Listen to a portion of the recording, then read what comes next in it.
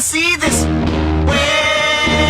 Yeah, yeah. Dugay na nga gipangandoy sa mga island barangays nga unta adunay sea ambulance ang Sugbo aron adunay paspas nga transportasyon panahon sa panginahanglan sa emergency.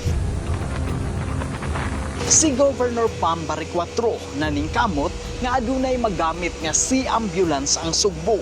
Samtang gihimo ang sea trial, kabubuton sa tag-iya, gipagamit ang sea ambulance nga way nausik nga kwarta ang Cebu Provincial Government. Gikalipay sa mga taga-isla sa Camotes ug Bantayan ang presensya sa sea ambulance sa Sugbo. Ang mga residente sa mga island barangays maoy labing nagkinahanglan sa sea ambulance aron adunay transportasyon nga magamit sa emergency nga panginahanglan. Dako gid siyang tabang sa atong isla kay in case of emergency at kung dili na kaya sa tohang district hospital nga ato na need to travel sa Cebu, so at least anytime dili ta magagad sa biyahe sa mga barko, so at least nga dali na lang. Ang sea ambulance nga gigamit sa Sugbo usa ka state of the art tulin budagan adunay katakos nga makigbugdo sa dagko nga bawod. There are cases na maabtan may mga emergency nga kinahanglan og higher institution nga management kanang moabot og mga alas 12 or kanang mga kadlawon nga di na bitaw pwede ihuwat og kanang buntag pa nga biyahe. So importante lipay kay mi dako kay nagtabang ang sea ambulance para diri sa island hospitals.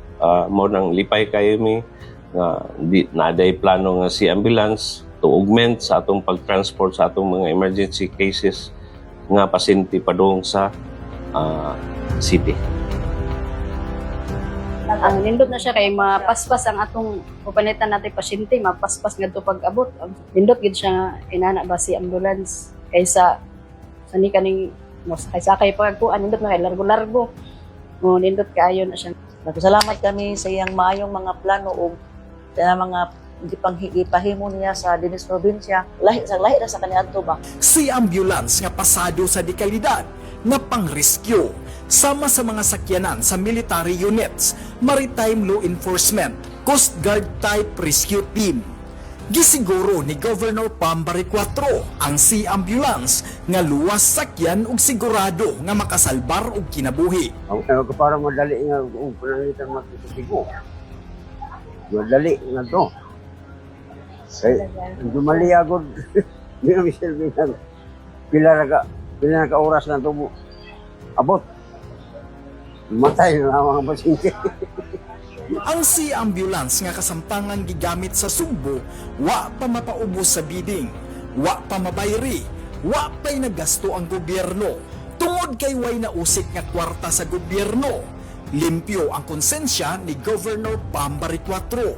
Way lutong Macau, way gikurako. Sa nagbansiwag ug naghitak na isyu sa korupsyon sa nasod, daghan karon ang Juan de la Cruz nga nagbantay sa mga proyekto sa gobyerno.